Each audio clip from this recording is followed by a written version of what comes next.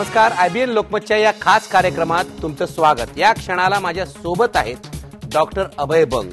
अभय बंग यांची मी वेगळी ओळख करून देण्याचं कारण नाही. त्यांना महाराष्ट्र नव्हे तर भारत ओळखतो. महाराष्ट्राच्याच नव्हे तर देशाच्या विवेकाचा आवाज बनलेले जे लोक आहेत त्यामध्ये डॉक्टर अभय बंग यांची गणना होते. मी आज त्यांना अशासाठी बोलवलंय की देश एका वेगळ्या वातावरणात आहे. सगळ्या देशभर भ्रष्टाचार विरोधी आंदोलन सुरू झालेलं आहे, पेटलेलं आहे. दिल्लीमध्ये रामलीला मैदानावर अण्णा हजारे यांचे उपोषण चालू आहे. हे उपोषण आणखी किती दिवस चालणार हे आपल्याला माहिती नाहीये, पण तरुणांच्या मनामध्ये धग आहे, तरुणांच्या मनामध्ये असंतोष आहे. तरुणांना असं वाटतंय की या आंदोलनाच्या निमित्ताने देशातल्या भ्रष्टाचार दूर व्हायला सुरुवात झाली पाहिजे. भ्रष्ट व्यवस्थेला धक्का बसला पाहिजे, भ्रष्ट व्यवस्थेला सुरुंग लागला पाहिजे. मी आज डॉक्टर अभय बंगना याविषयीच विचारणार आहे. अभय बंग गेली 25 वर्ष सामाजिक क्षेत्रामध्ये कसे कार्यरत आहेत हे आपल्या सगळ्यांना माहिती आहे. पण 1974 साली जयप्रकाशांचं जेव्हा आंदोलन झालं त्या आंदोलनापासूनही त्यांनी प्रेरणा घेतलेली आहे.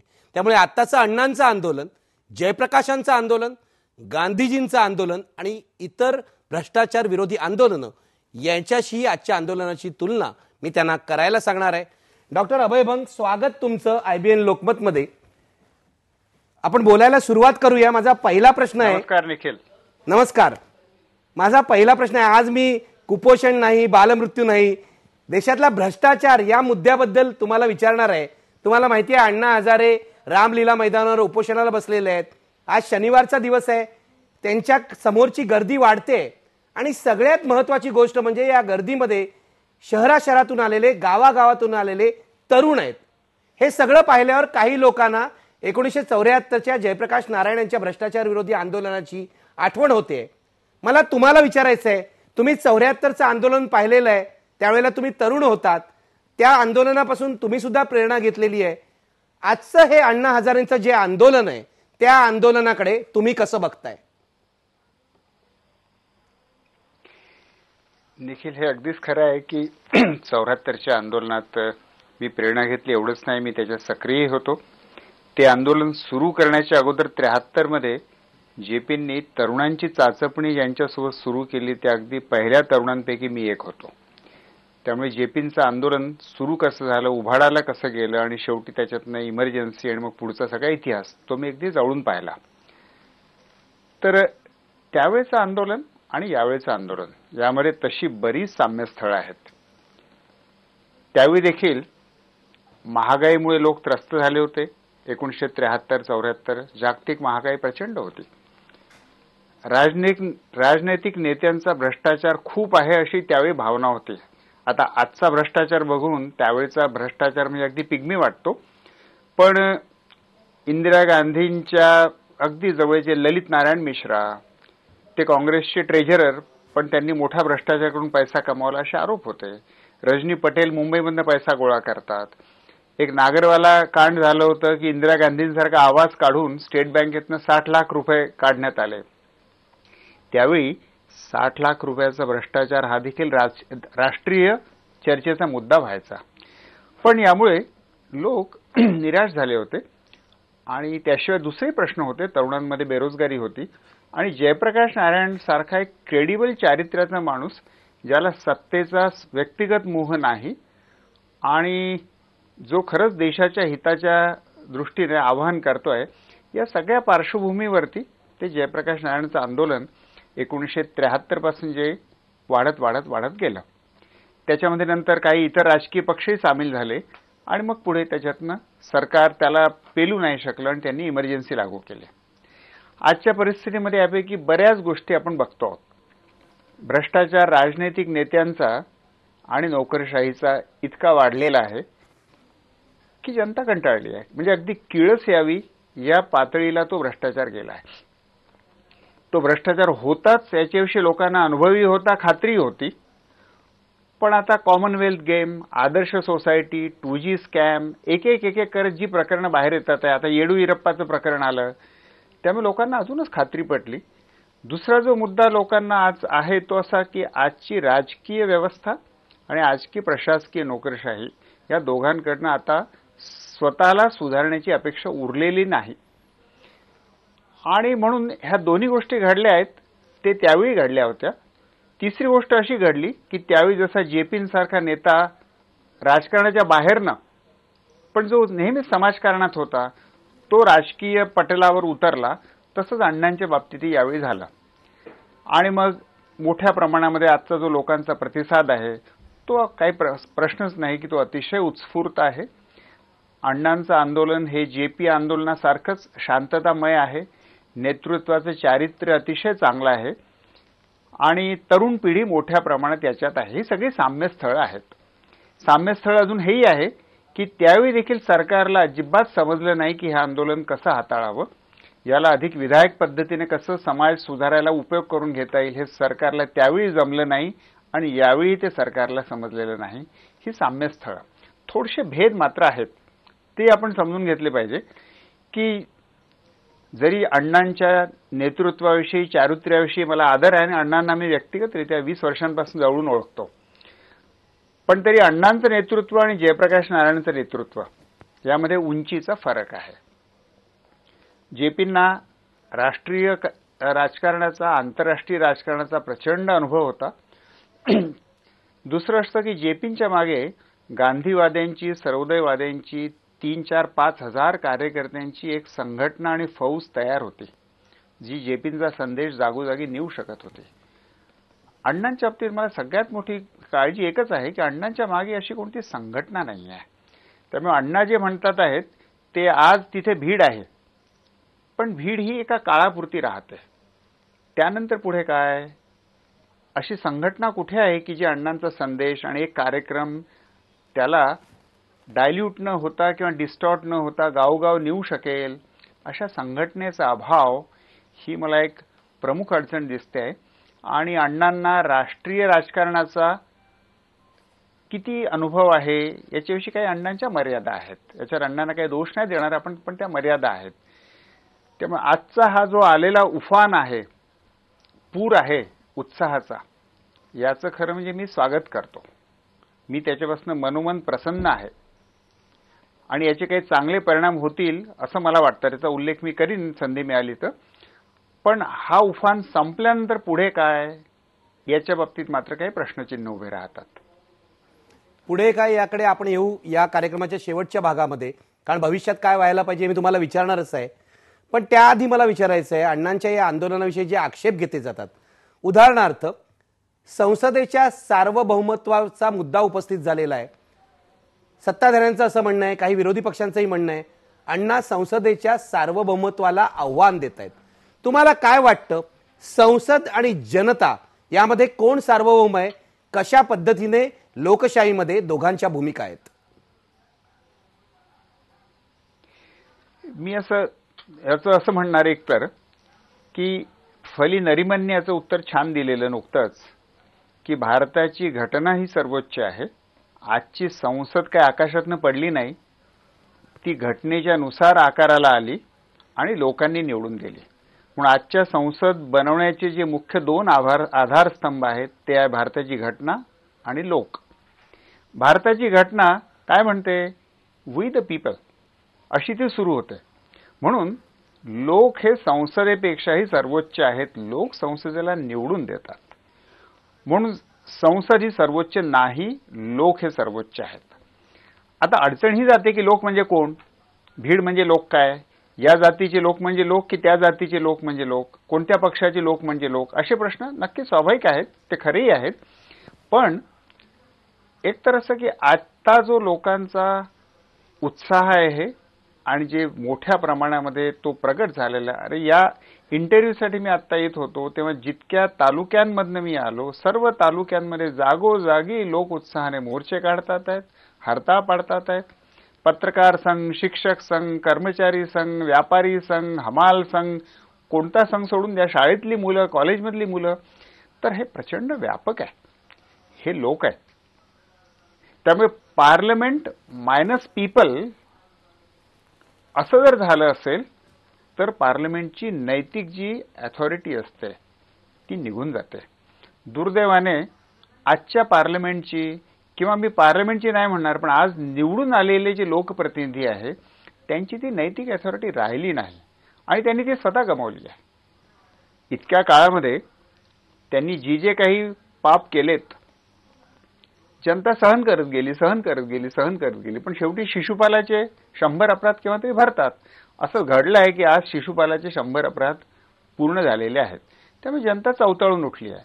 तर मग आता संसदेमध्ये निवडून आलेले हे काही जे 500-600 लोक आहेत यांना काही 5 वर्षासाठी जनतेने कॉन्ट्रॅक्ट दिलाय का? कॉन्ट्रॅक्ट दिलेल्या माणसालाही तुम्हाला कॉन्ट्रॅक्ट टर्मिनेट करता येतो. तर हे जे संसद जे आहे हे जर जनतेचं मत प्रगट करत नसतील आणि जनतेचं हित सांभाळू शकत नसतील तर त्याच्यावरती जनमत हे जास्त सुप्रीम मानलं पाहिजे. या पार्लमेंटविषयी मी 2 मुद्दे सांगू इच्छितो. एक असं की ह्या पार्लमेंटच्या प्रोसिजरचा किंवा या पार्लमेंटच्या प्रायमसीचा आधार घेऊन त्या ढालीच्या मागे काही जण लपून पार्लमेंट सुप्रीम आहे असं म्हणून आरोपांपासून स्वतःचा बचाव करू इच्छितात. मी असं म्हणणार की पार्लमेंटचं पावित्र्य याची ढाल करू नका. हे पावित्र्य तुम्हीच पहिले गमावलं. जेव्हा लोकांनी टीव्हीवर पाहिलं की कशा तऱ्हेने तुम्ही पार्लमेंट मध्ये वागता, जेव्हा लोकांनी पाहिलं की पैशाच्या नोटा तिथे पार्लमेंटमध्ये कशा दाखवल्या जातात, जेव्हा लोकांनी वाचलं आणि पाहिलं की पंतप्रधानांची पी.व्ही. नरसिंहरावाच्या काळामध्ये पैसे देण्याचं मोठं कांड झालं, शिबू सोरेन त्याच्यामुळे जेलमध्ये गेले, पंतप्रधान 5 वर्ष पंतप्रधान राहिलेत. तर असे जेव्हा पंतप्रधान निवडून येतात, सत्तेत राहतात आणि तरी काहीही होत नाही आणि या पार्लमेंटमध्ये जर सेल्फ करेक्शनची कोणती प्रोसेस नाही. गंमत म्हणून सांगतो की हे जे लोकपाल बिल आहे हे 1968 मध्ये पहिल्यांदा या शांतीभूषणनीच मांडलं. त्याला किती वर्ष झाली? 43 वर्ष झाली. मी तेव्हा मेडिकल कॉलेजमध्ये ज्या वर्षी प्रवेश घेतला त्या वर्षी हे लोकपाल बिल पार्लमेंटमध्ये पहिल्यांदा मांडण्यात आलं. माझी वयाची 60 वर्ष पूर्ण झाली, अजून ते बिल पारित नाही झालेलं. 10 वेळा आजपर्यंत ते पार्लमेंटमध्ये आलं आणि एकही पारित नाही होऊ शकलं. दोन्ही पक्षांची सरकार आली, सगळ्या पक्षांची सरकारे आली, तरी पारित नाही होऊ शकलं. त्याच्यातनं लोक संदेश घेतात की या सगळ्या राजनैतिक लोकांची याच्यामध्ये एकजूट आहे की आमच्या भ्रष्टाचारावरती कोणीही चौकशी करायला नको. मग जसं आता मला सांगा, एखाद्या डॉक्टरकडे तुम्ही गेलात, डॉक्टर विश्वास ठेवला, डॉक्टरने उपचार केला आणि तुम्हाला असं दिसलं की फायदा होत नाही तर लोक डॉक्टर बदलतात. तसं जनता जेव्हा पार्लमेंटरी सिस्टीम मधला त्यांचा विश्वास संपायला लागतो तेव्हा लोक म्हणतात आम्ही डॉक्टर बदलतो आहोत आणि आम्ही हा नवा डॉक्टर आणतो आहोत की जो याच्यावरती उपाय करेल. त्यामुळे लोकशाहीचे जे 4 स्तंभ आहेत, लोकनियुक्त प्रतिनिधीची संसद, ती जेव्हा इनइफेक्टिव्ह ठरते आणि ती भ्रष्टही झाली असा लोकांना संशय येतो. गांधीजींनी हिंद स्वराज्यमध्ये भारतीय पार्लमेंटला नाही पण ब्रिटिश पार्लमेंटला, आणि ब्रिटिश पार्लमेंटवरच भारतीय पार्लमेंट बेतली आहे मोठ्या प्रमाणामध्ये. गांधीजींनी हिंद स्वराज्य पुस्तकात एक शब्द वापरला आहे. त्यांनी म्हटलेलं आहे ब्रिटिश पार्लमेंट ही एक वेश्या आहे, ती बाजार बसवी आहे. जिकडे पैसा असेल, जिकडे सत्ता असेल त्या दिशेनेही पार्लमेंट त्याच्या मागोमाग जाते. त्यामुळे पार्लमेंट म्हणजे लोक नाहीत, लोकांनी निवडून दिलेले, तात्कालिक निवडून दिलेले हे प्रतिनिधी आहेत. म्हणून पार्लमेंटची सुप्रीमसी ही गोष्ट खरी नाही, पीपल सुप्रीमसी ही गोष्ट खरी आहे. अभयभाऊ, मग याच्यावर उपाय काय? म्हणजे पार्लमेंटरी सिस्टीम तर आपल्याला हवी आहे, लोकशाहीचा तो आधार आहे, संसदीय लोकशाही आपण सोडू शकत नाही. मग काय करायला पाहिजे? संसदीय पद्धतीचं शुद्धीकरण व्हायला पाहिजे, राजकीय पक्षांचं शुद्धीकरण व्हायला पाहिजे की या संसदीय पद्धतीमध्ये लोकांचा जो सहभाग आहे तो वाढला पाहिजे. कारण असं म्हटलं जात आहे की आपली लोकशाही ही पार्टिसिपेटरी डेमोक्रेसी आता राहिलेली नाहीये, त्यामुळे ही समस्या उद्भवली आहे. तुमचं काय मत आहे? मला असं वाटतं की हे अगदीच खरं आहे की आपली लोकशाही पार्टिसिपेटरी लोकशाही राहिलेली नाही. आणि हे नुसतं आपलंच आहे असं नाही बरं का. आपण अमेरिकेचं उदाहरण घेऊया.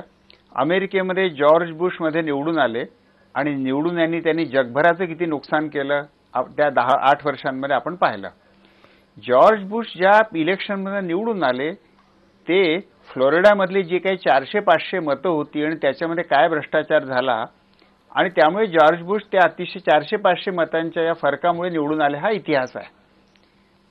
आणि आता जॉन मॅकेन जे त्या रिपब्लिकन पार्टीचे ओबामाच्या विरुद्धचे राष्ट्राध्यक्ष पदाचे कॅन्डिडेट होते, त्यांनी नुकतंच सांगितलं की वॉशिंग्टन पोस्ट या अमेरिकेच्या अतिशय प्रसिद्ध वर्तमानपत्राने जे ओपिनियन पोल घेतलं, अमेरिकेचे 10% लोक फक्त अमेरिकेच्या काँग्रेस जी आहे तिथली संसद तिच्यावर विश्वास शिल्लक आहे.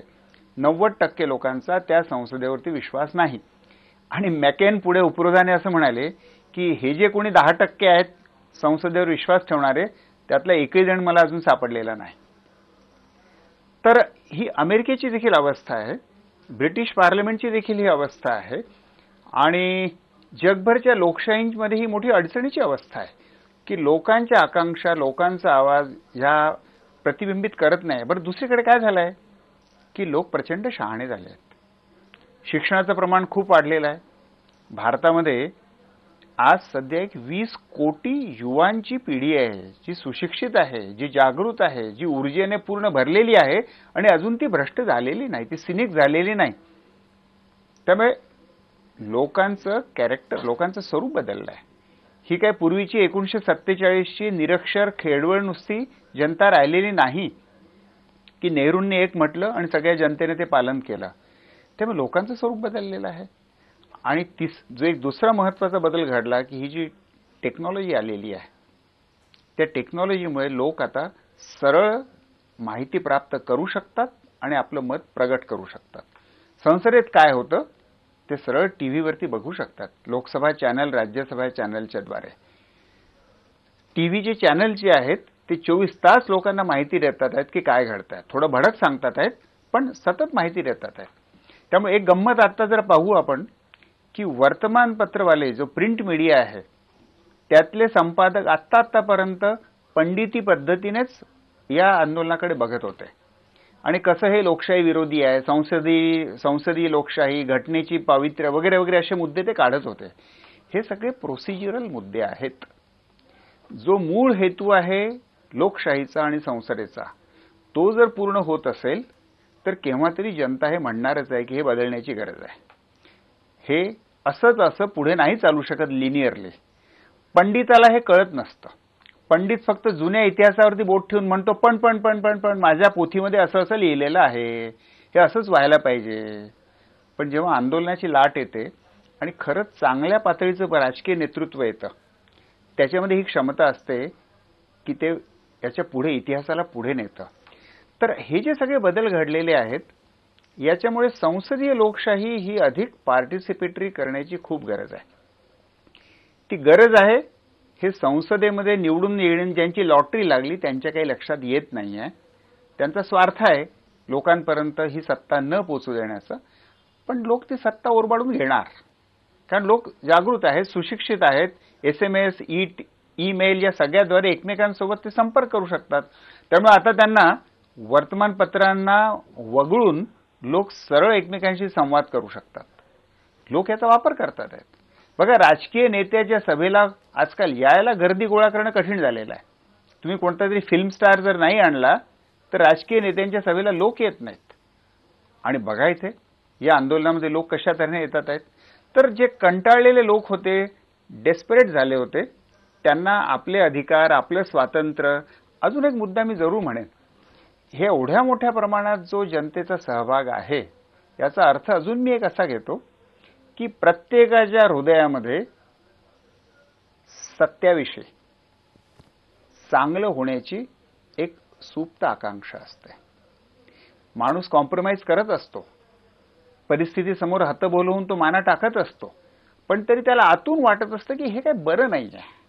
या ज्या भ्रष्ट राजनीतिक नेत्यांच्या ऑफिस समोर आम्हाला क्यू लावा लागतो आणि त्यांना थैल्या द्याव्या लागतात, हे काय आवडत नाही मला, पण ते करावं लागतंय मला, पण मला हे नाही आवडत असं तो माणूस, सामान्य माणूस देखील मनात म्हणत असतो. आणि त्याच्या मनातली ही चांगलं होण्याची, सद्वर्तनाची ही जी सुप्त आकांक्षा असते, त्याला जर योग्य परिस्थिती मिळाली, योग्य नेता मिळाला तर तो माणूस अचानक म्हणतो की नाऊ कम व्हॉट मे, पुष्कळ झालं आता हे मी सगळं अंधाराचं जाळं फेकून देणार आणि मी या प्रकाशाच्या मार्गाने जाणार. तर तसं मोठ्या प्रमाणात घडत आहे. तर मला असं वाटतं की भारताच्या लोकशाहीने याची दखल घेतली पाहिजे. आणि 1947चा भारत आणि 2011चा भारत यामध्ये फरक आहे. लोक जास्त मॅच्युअर, सुशिक्षित झालेले आहेत आणि म्हणून मग जास्तीत जास्त लोकांचा सहभाग कसा घेता येईल, बिल बनवण्यामध्ये, बिल पारित करण्यामध्ये, त्याचं अंमलबजावणी करण्यामध्ये. मी तर इथपर्यंत जाऊन म्हणणार की वस्तुतः जे राज्याचं किंवा केंद्राचं बजेट असतं त्यापैकी 50% बजेट हे खरं म्हणजे खालच्या जिल्हा पातळी, गाव पातळीच्या हातात द्यायला पाहिजे. म्हणजे हे जे निवडून आलेले प्रतिनिधीच्या हातामध्ये अमाप रिसोर्सेस आणि याला देऊ की त्याला देऊ हे ठरण्याची जी सत्ता जी येऊन बसते हीच काढून टाकली पाहिजे. 100% काढता नाही येणार, काढायची गरजही नाही. काही गोष्टी केंद्रित आणि राज्याच्या पातळीवर लागणार आहेत.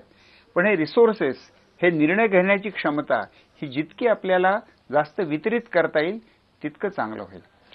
माझं एक अजून खंत आहे की सध्याच्या शासनाने आणि राजकीय पक्षांनी, नेतृत्वाने, सगळ्याच पार्लमेंटरी सिस्टीमने आणि प्रशासनाने हे आंदोलन कसं हाताळलं बघा. त्यांनी 3 रंगांनी हे आंदोलन हाताळलं. पहिले त्यांनी हे लाल फितशाही पद्धतीने हाताळलं. त्यांनी नियमावर बोट ठेवलं, संसदेच्या अधिकारांवर ते बोट ठेवलं, त्याच्यामागे दडून राहिलेत. तर लाल फित नोकरशाही जशी असते तशा पद्धतीने पहिले आंदोलन हाताळलं. दुसरं त्यांनी हे आंदोलन काळ्या वकिली डगल्यांच्या मार्फत हाताळलं. चिदंबरम आणि कपिल सिब्बल या 2 वकिलांना, आणि पुन्हा गांधीजींचा शब्द आपण वापरू की हे वकील म्हणजे कोण आहेत, आपली बुद्धी भाड्याने विकणारे हे भ्रष्ट बुद्धिमंत आहेत, जी तासाच्या हिशोबाने आपली बुद्धी विकतात. शरीर विकणारी वेश्या आणि बुद्धी विकणारा वकील याच्यामध्ये तुम्ही कसा फरक करणार. आपण सत्यासाठी भांडतो आहोत की हे न बघता सत्तेसाठी आपलं वकिली डावपेच लढवणारे हे 2 कपिल सिब्बल आणि चिदंबरम या काळ्या डगल्याच्या मार्फत सरकारने हे आंदोलन हाताळण्याचा प्रयत्न केला आणि शेवटी तर खाकी वर्दीच्या मार्फत हाताळण्याचा प्रयत्न केला. पण हा लाल रंग लाल फितशाहीचा, हा काळा रंग वकिलीचा आणि हा खाकी रंग पोलिसांचा, तिन्ही रंग अण्णांच्या पांढऱ्या शुभ्र खादीच्या समोर अगदी फिके पडले आहेत. हे आजच्या सरकारने ओळखलं पाहिजे की हे बेसिकली नैतिक आंदोलन आहे. अगदी. आणि जेव्हा आजचं राजकीय नेतृत्व हे पूर्णपणे नैतिक लेजिटिमसी, आपला नैतिक अधिकार गमावून बसतं, ते टिकूच शकत नाही. ते अण्णांच्या आंदोलनासमोर टिकूच शकत नाही.